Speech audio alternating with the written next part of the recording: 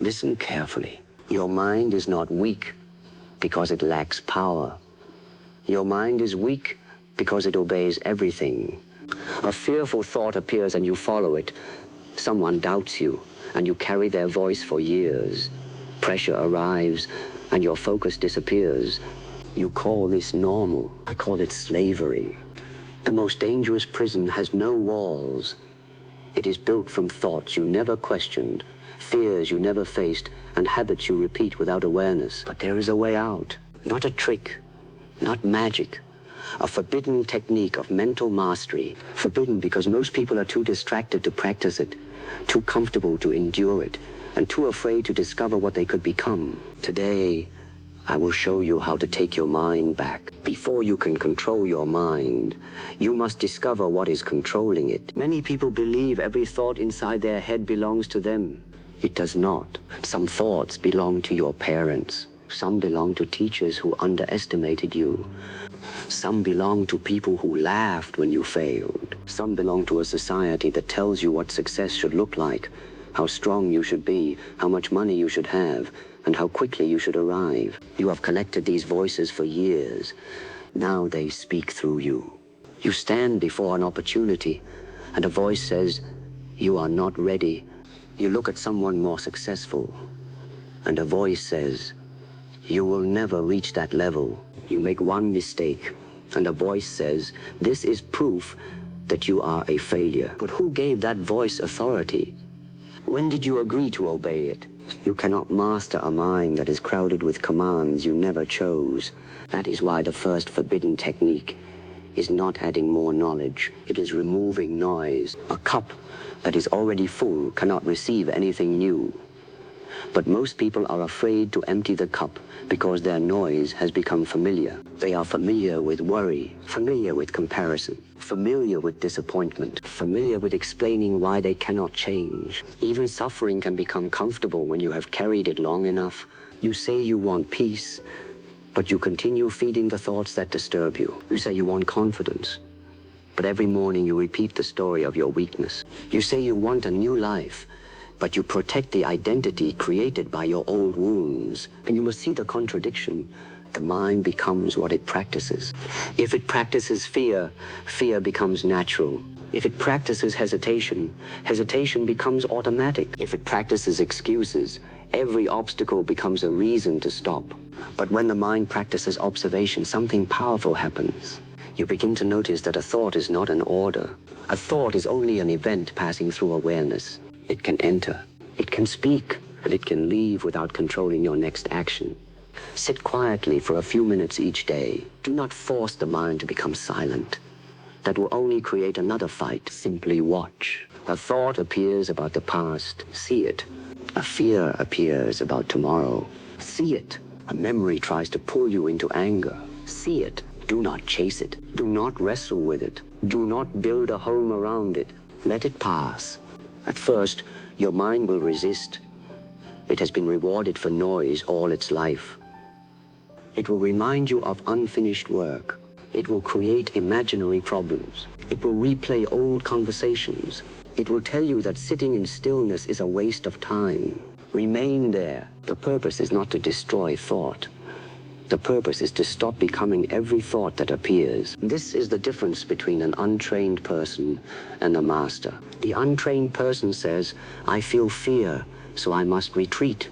The master says, "Fear is present, but I will decide my direction." The untrained person says, "I feel angry, so I must react." The master says, "Anger has entered, but it will not choose my words."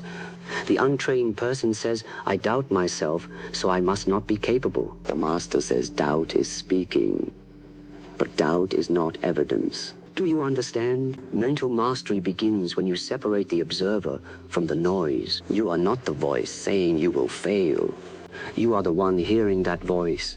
And the one who can hear it can question it. Tonight, take a piece of paper and write down the 3 thoughts that weaken you most. Perhaps one says, "I am too late." Another says, "I am not talented." Another says, "People will judge me." Now look at each thought and ask, is this a fact? Is this a memory? Is this fear? Is this someone else's opinion living inside my mind? Do not decorate the answer. Be honest. Most mental chains survive because no one examines them. The moment you examine a chain, you begin to see where it can break. You do not need to believe everything you think. You do not need to carry every voice you inherited. You do not need to remain loyal to an identity built during your weakest years. Empty the mind. Not of intelligence, not of memory. Empty it of unconscious obedience. Because until your mind becomes your own, your life will belong to every voice that entered before you learned how to guard the door. And once the noise begins to leave, you are ready for the second technique. This is where the real training begins. Every action begins with an instruction. Before the body moves, the mind gives a command. Sometimes the command is clear. Stand up, move forward, speak, fight. But many commands are hidden. Avoid discomfort. Protect your image. Delay the difficult task. Wait until you feel confident. Stay where it is safe. These hidden commands shape your life more than your greatest goals. You may say that you want discipline, but when discomfort appears, your first command is to escape. You may say that you want success, but when failure becomes possible, your first command is to hide. You may say that you want confidence, but before speaking, your mind commands you to seek approval. This is why motivation is not enough. Motivation speaks loudly for a moment. Your automatic commands speak quietly all day. The forbidden mind technique is learning to intercept the first weak command before the body obeys it. Imagine that you decide to train in the morning. The alarm rings. Before your feet touch the ground, the mind speaks. Stay here. You are tired. One missed day will not matter. You can begin tomorrow. That first command appears harmless. But it is not about one morning. It is training. Each time you obey weakness quickly, weakness learns that it is in control. Each time you pause, question it, and move anyway, you train a different authority. You teach your mind that discomfort may speak, but it does not command. Do not wait for the weak voice to disappear. Move while it is speaking. This is important. Many people believe mastery means reaching a state where they never feel lazy, afraid, uncertain, or distracted. That state does not exist. Mastery means those feelings no longer receive the final vote. When a weak command enters, use 3 questions. First, is this command protecting me from danger, or merely protecting me from discomfort? There is a difference. Real danger deserves intelligence. Discomfort deserves examination. Second, what will happen if I obey this command repeatedly?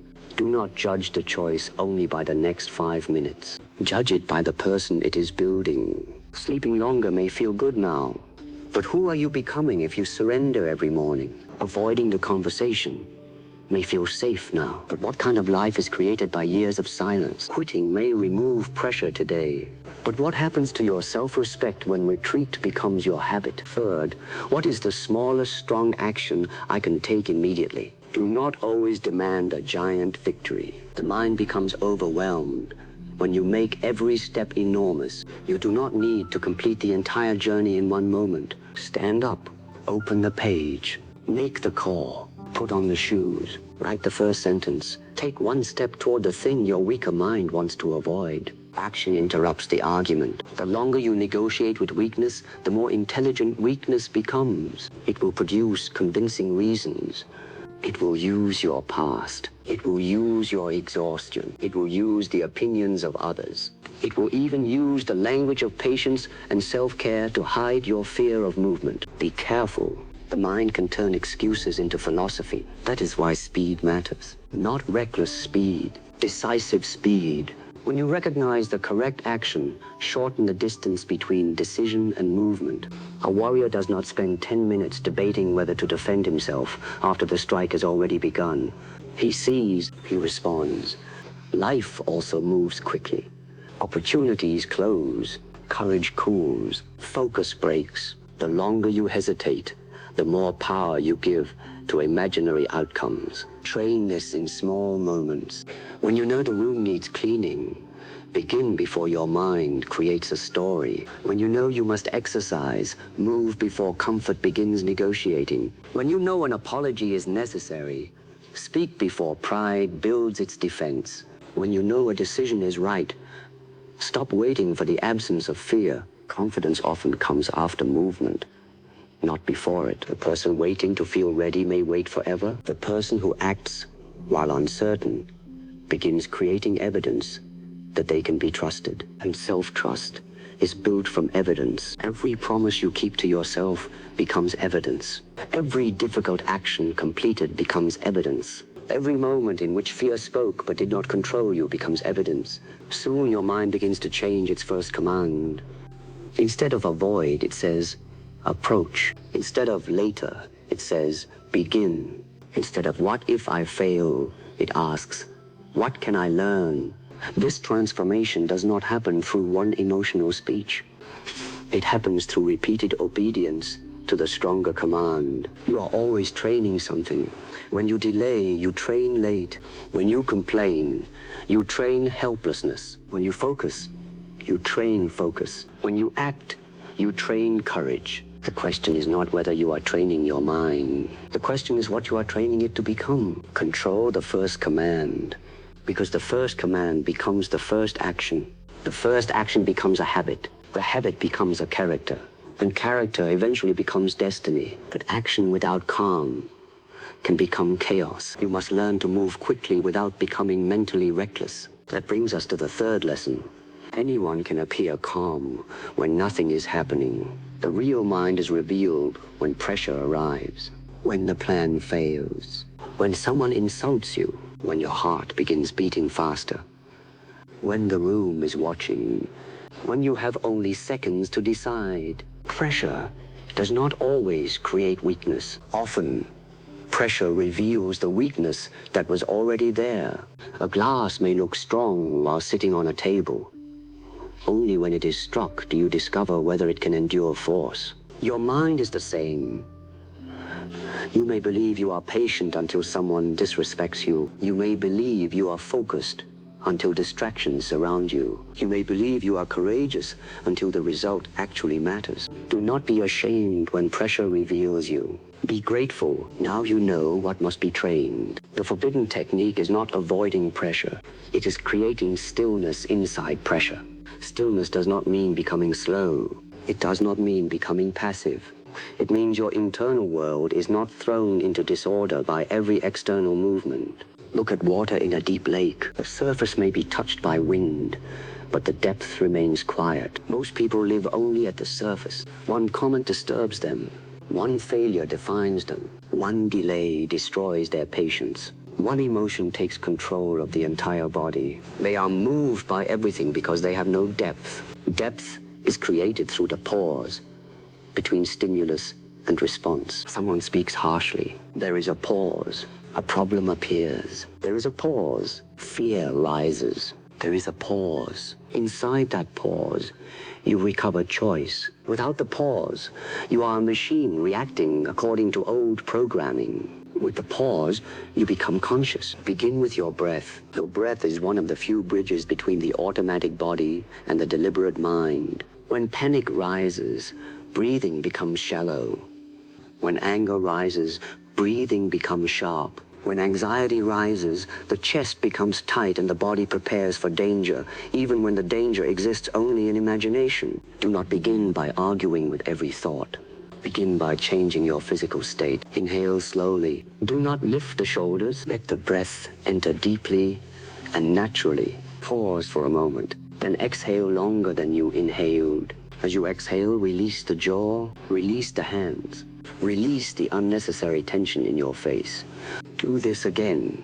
You are not trying to escape reality. You are preparing to meet reality without wasting energy. A tense mind sees fewer options. A calm mind sees the entire field. That is why emotional control is not weakness. It is a strategic vision.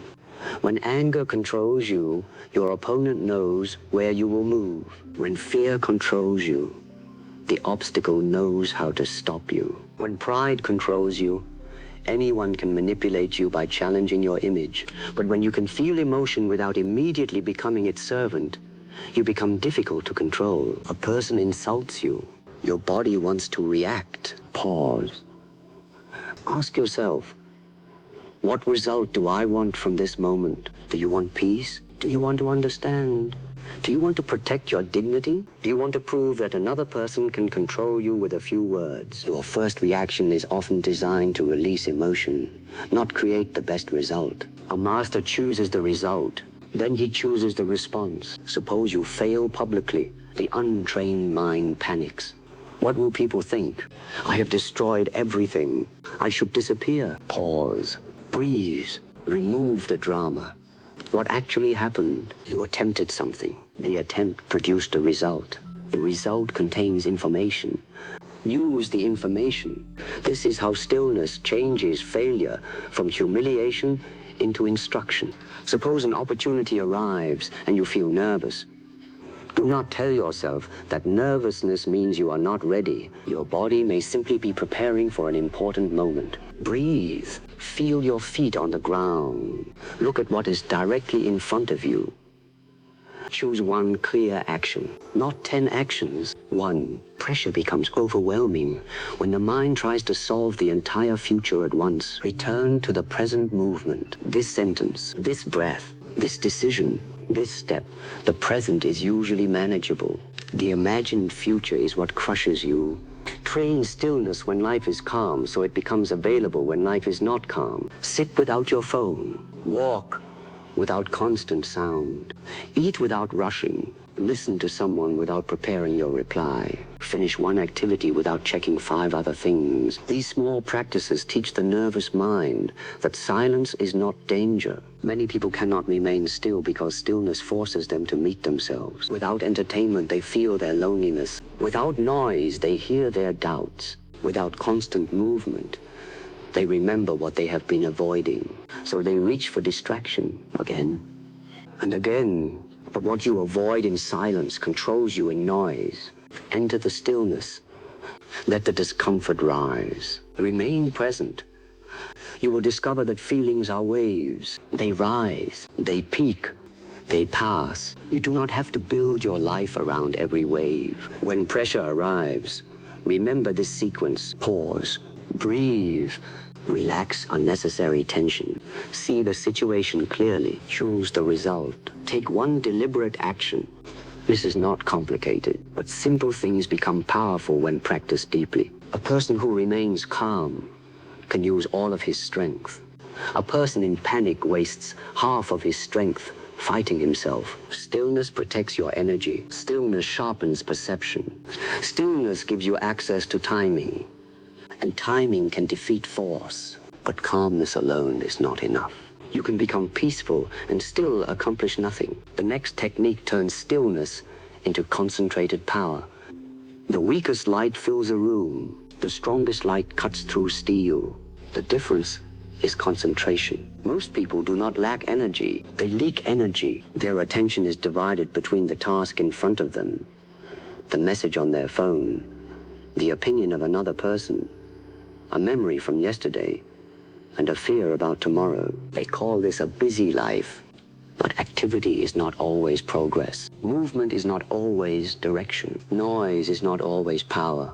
A scattered mind may work all day and still complete nothing meaningful. A focused mind can change its life in 1 hour. The forbidden technique is developing a one-point mind, one direction, one action, one complete commitment. Martial arts, a strike is not powerful because the arm moves quickly.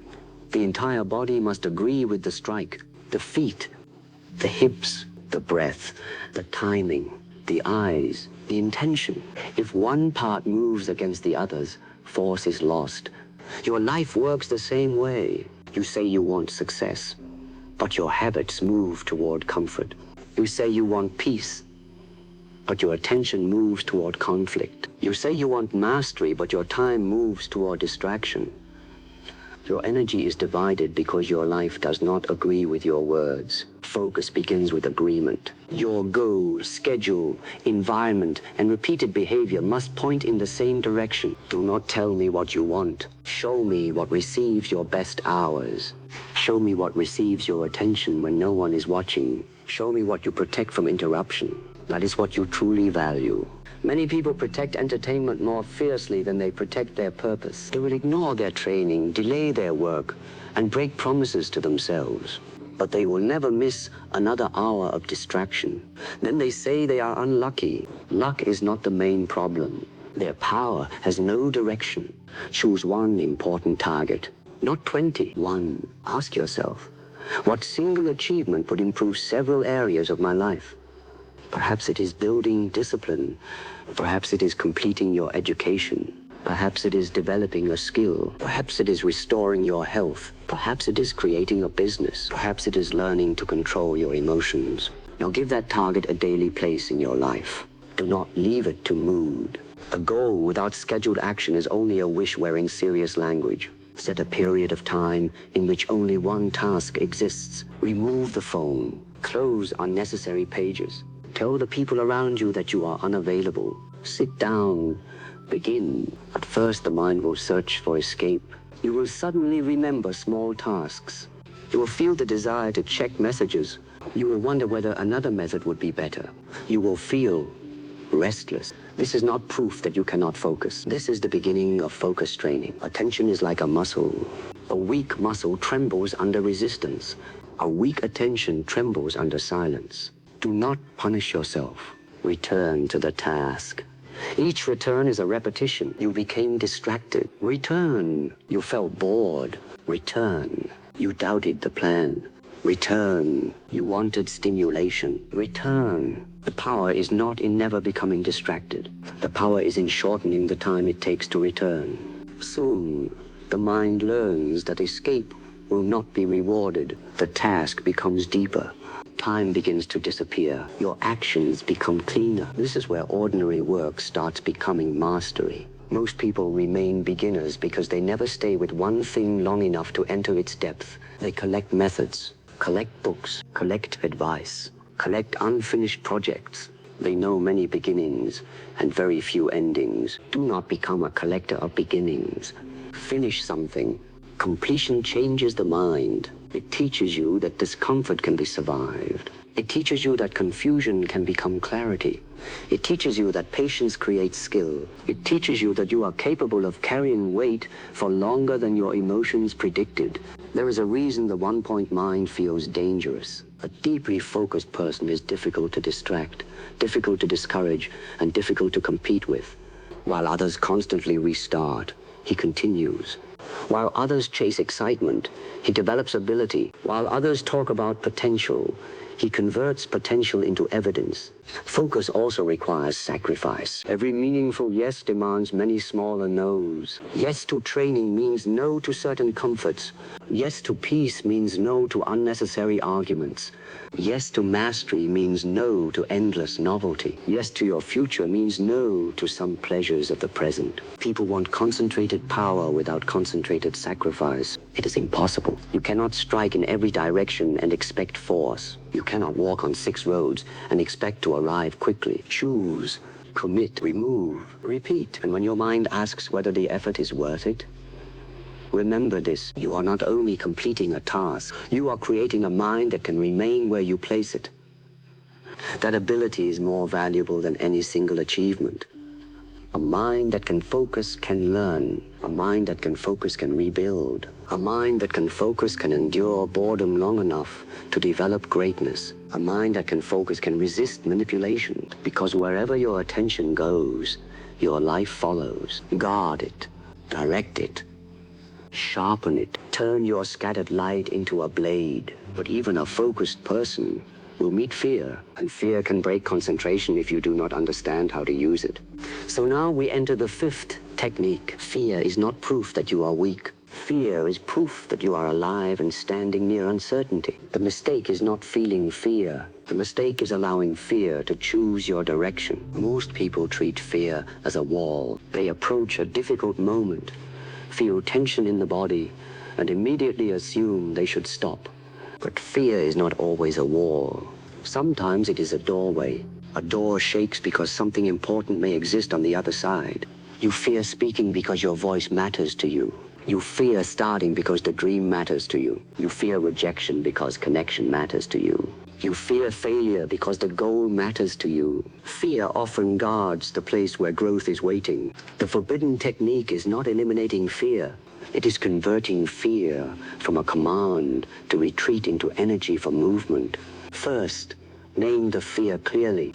Do not say, I am afraid of everything. That is fog. Fog cannot be confronted. Be precise. I am afraid people will laugh. I am afraid I will fail. I am afraid I will lose money. I am afraid I will discover I am not as capable as I hoped.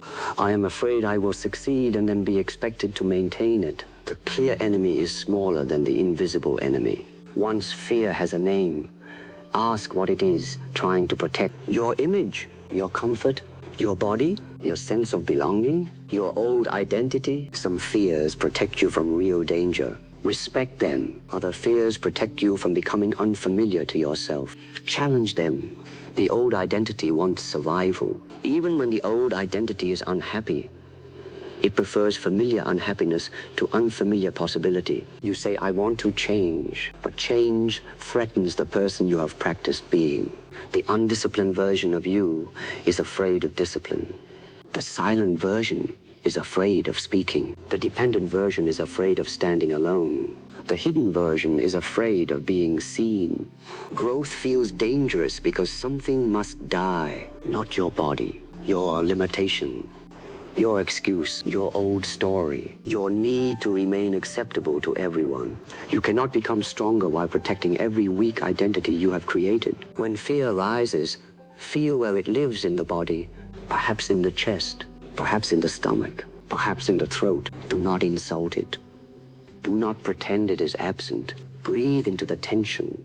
Then change the question. Do not ask, how do I make this fear disappear? Ask, what action would courage take while this fear is present? That question returns power to you. Courage is not an emotion. It is behavior under emotional resistance. You may still shake, move. Your voice may still feel uncertain. Speak. Your heart may beat quickly. Step forward.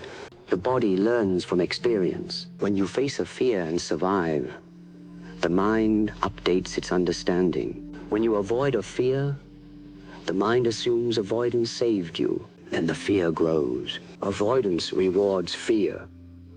Approach educates fear. Begin with a manageable step. If you fear speaking publicly, do not wait for a stage with 1,000 people. Speak clearly in a small group. Ask one question. Record your voice. Watch yourself without cruelty. Practice again. If you fear starting a project, do not demand immediate perfection. Create the first rough version. Let it be incomplete. Let it be imperfect. Movement gives you information that imagination cannot provide. If you fear rejection, make one honest request. You may hear no. Good. Now you know that no did not destroy you. The mind becomes freer every time it discovers that discomfort is survivable. Use fear as a signal to prepare. Preparation turns vague anxiety into specific work. What skill is missing? What information is missing? What conversation is necessary? What weakness must be strengthened? Fear may be showing you where your training is incomplete. Listen without surrendering. There is also another kind of fear.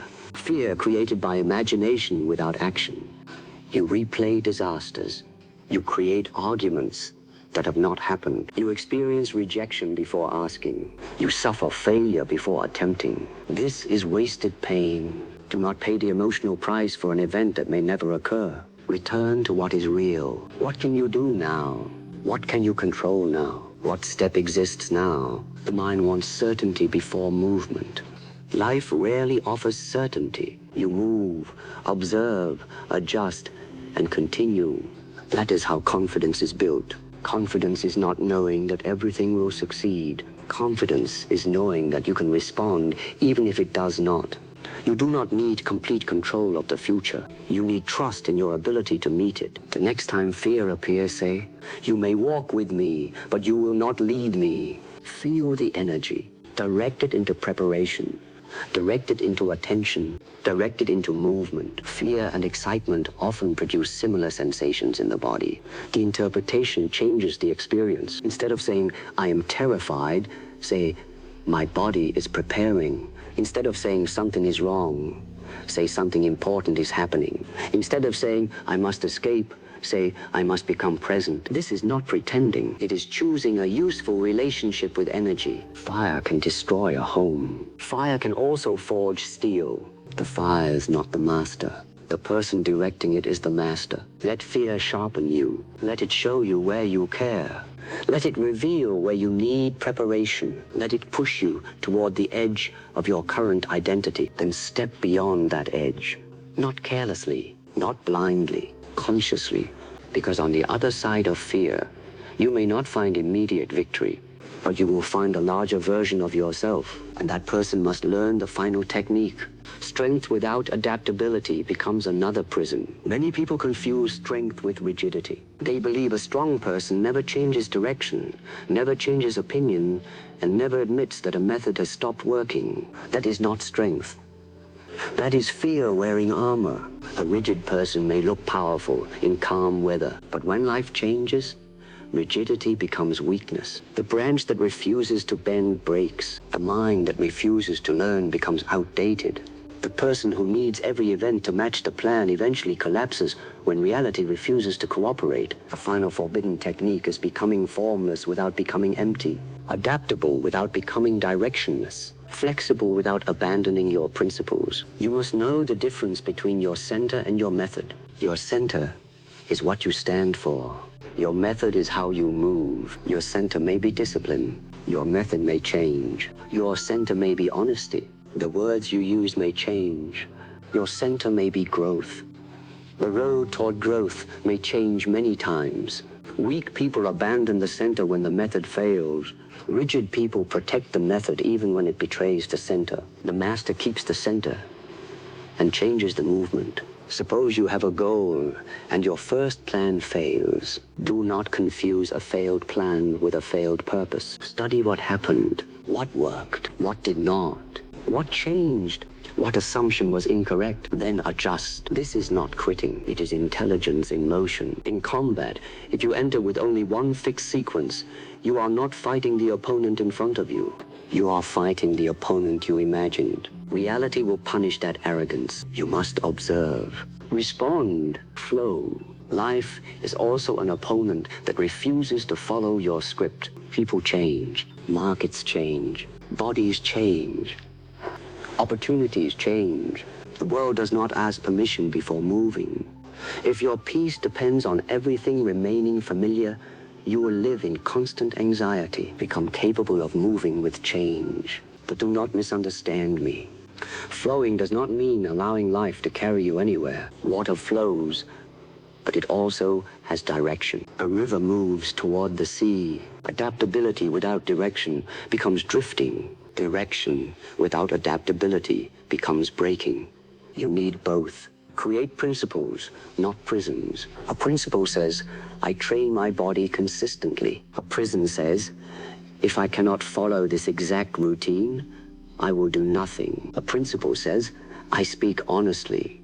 A prison says, I must express every thought in the same aggressive way. A principle says, I pursue meaningful work. A prison says, success can only arrive through this one opportunity. See the difference. The prison protects form. The principle protects purpose. You must also become flexible in your identity. Do not say this is simply who I am. When describing a weakness you have practiced, I am always late. I am bad with people.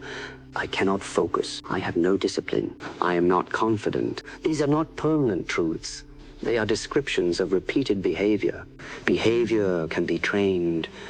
Identity should give direction, not remove possibility. Instead of saying, I am undisciplined, say, I have practiced inconsistency, and now I will practice keeping promises. Instead of saying, I am afraid, say, fear is present, and I am learning to move with it. Instead of saying, I cannot focus, say, my attention is untrained, and training begins now.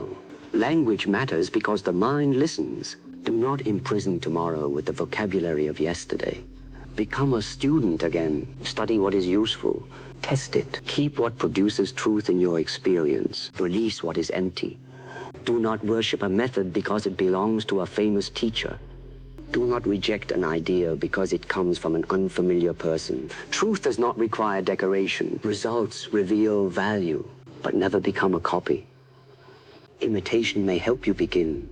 It cannot help you finish. You may learn someone's movement, discipline, philosophy, or courage, but eventually you must express your own nature. The goal of learning is not to become another person. The goal is to remove what prevents you from becoming fully yourself.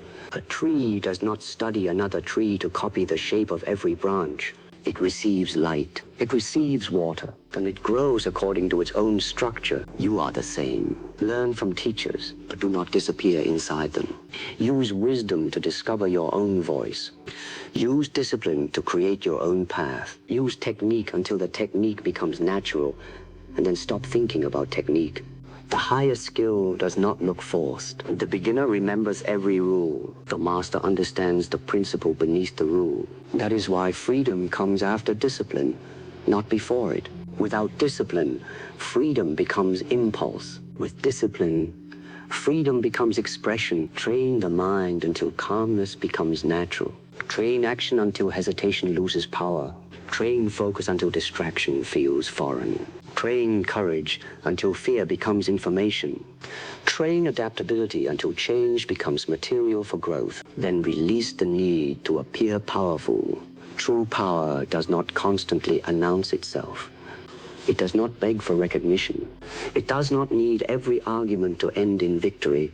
It does not need everyone to understand. A person with a mastered mind can walk away from what does not deserve energy. He can change direction without feeling ashamed. He can admit error without losing dignity. He can remain silent without feeling invisible. He can stand alone without feeling abandoned. This is formless strength. Nothing unnecessary to defend. Nothing false to maintain. No fixed mask controlling every movement. Only awareness, principle, timing, expression. The forbidden mind technique was never one secret trick. It was a process. Empty the borrowed noise. Control the first command. Create stillness under pressure. Concentrate your energy. Turn fear into movement. Adapt without losing your center. Practice these 6 lessons, and something begins to change. You stop asking the world to give you confidence. You build it. You stop waiting for perfect conditions. You move with conditions as they are. You stop being controlled by every thought, emotion, opinion, and obstacle. You become responsible for the direction of your mind. And the person who can direct his mind can rebuild almost anything. Now you know the technique. But knowledge without practice is another form of weakness. Do not admire these words and return to the same habits. Choose one lesson. Practice it today. Sit in silence and observe your mind. Interrupt one weak command. Face one fear. Complete one focused hour. Respond calmly where you once reacted. Change your method without abandoning your purpose. Mental mastery is not created in one dramatic moment. It is forged through small victories no one sees. Train until your mind stops running from difficulty. Train until your actions become stronger than your excuses. Train until pressure reveals not panic, but presence. Tell me in the comments which lesson you will begin today. And remember, the mind is a weapon, but only when you become the one holding it.